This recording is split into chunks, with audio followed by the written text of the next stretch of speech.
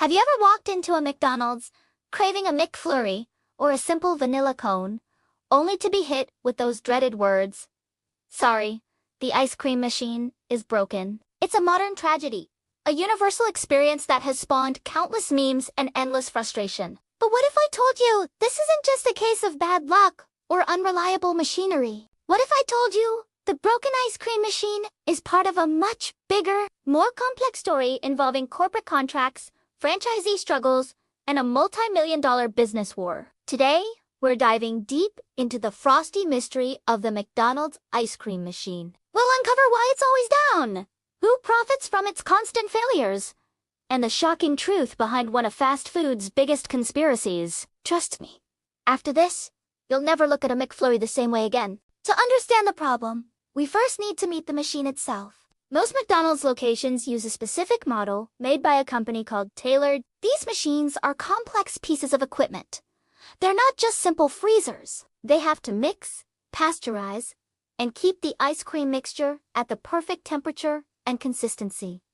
The key process here is pasteurization. To keep things hygienic and safe, the machine runs a mandatory 4-hour heat cleaning cycle every single night. And this is where the problems begin. This cleaning cycle is notoriously finicky. If anything goes slightly wrong, maybe the mixture level isn't perfect, or a sensor is slightly off, the cycle fails. And when it fails, it can take hours for an employee to troubleshoot and restart, often well into the morning rush.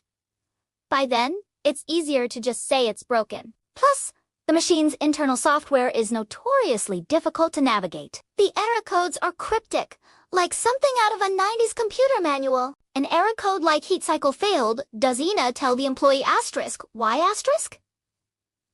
It failed? Is it a sensor? A part? The mixture? They're left guessing. So, it's a complicated machine that fails a lot. That seems simple enough, right? But here's where it gets interesting. Why doesn't McDonald's just get better machines? Or at least, why isn't there an easier way to fix them? The answer lies in the exclusive and very profitable relationship between McDonald's and the machine's manufacturer, the Taylor Company. For decades, Taylor has been the primary, and often the only, approved supplier of soft-serve machines for McDonald's franchises in the U.S. This creates a powerful monopoly. Franchise owners, the people who actually own and operate individual McDonald's restaurants, are locked into buying these specific, expensive machines. And when the machines break, who do they have to call for repairs? You guessed it, authorized Taylor technicians. These repairs are not cheap. The service calls, the proprietary parts, the specialized labor, it all adds up. For franchisees who operate on thin profit margins, these constant repair costs can be a significant financial drain. It is the business model where the manufacturer profits not just from the initial sale of the machine, but from its ongoing, predictable failures. Some critics have even called it a service and repair racket. The more the machine breaks, the more money Taylor and its distributors make. There is little financial incentive for them to create a machine that is truly reliable and easy for restaurant staff to fix themselves. This frustrating situation felt like an unsolvable problem for years. Franchisees complained, customers tweeted their disappointment, but nothing changed. Then, two entrepreneurs, Jeremy O'Sullivan and Melissa Nelson, thought they had a solution. They saw the cryptic error codes and the expensive repair calls and created a small, simple device called Kitch. Was a game changer. It was a little gadget that you plugged into the Taylor machine. It connected to the internet and gave restaurant owners real-time data about their machine on their phone. It translated the cryptic error codes into plain English. For example, instead of a generic failure message, Kitch would tell you the hopper is overfilled or a specific sensor needs cleaning. It even offered step-by-step instructions on how to fix common problems, empowering employees to solve issues themselves without calling in an expensive technician. For a while, Kitch was a huge success.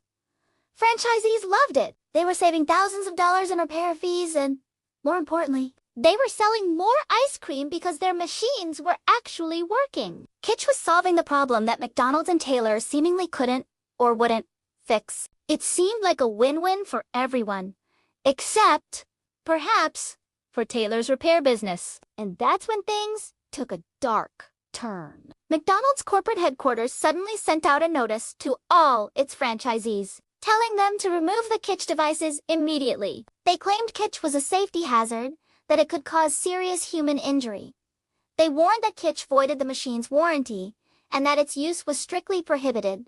The team at Kitch was blindsided. They argued their device was perfectly safe, that it was a read-only device that couldn't control the machine's functions in a dangerous way. They believed this was a coordinated effort by McDonald S. and Taylor to shut them down and protect the lucrative repair revenue stream. According to Kitch, McDonald S. even got its hands on their proprietary technology and was trying to develop its own version with Taylor, effectively stealing their idea. This kicked off a massive legal battle. Kitch filed a $900 million lawsuit against McDonald's, accusing them of corporate sabotage and defamation. They claim McDonald's deliberately spread false safety warnings to destroy their business and protect their exclusive partnership with Taylor. The lawsuit is still ongoing, and it's peeled back the curtain on the intense, high-stakes world of fast food franchising. So, where does that leave us, the customer? It leaves us in a world where the ice cream machine is still broken.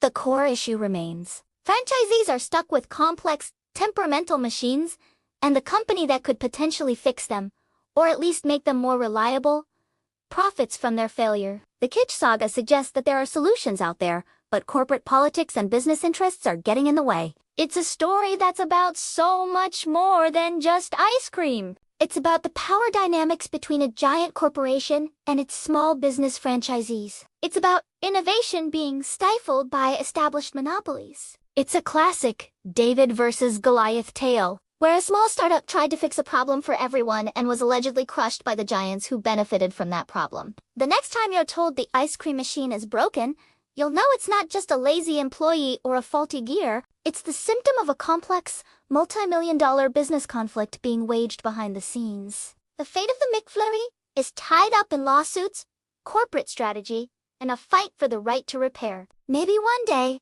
a truly reliable machine will become the standard. But until then, the legend of the broken McDonald's ice cream machine lives on. What do you think? Is this a case of corporate greed, or is McDonald's just trying to ensure safety and quality? Let me know your thoughts down in the comments. And if you enjoyed this deep dive, make sure to hit that like button and subscribe for more shocking business truths. Thanks for watching, and hopefully, your next ice cream run is a successful one. See you in the next video.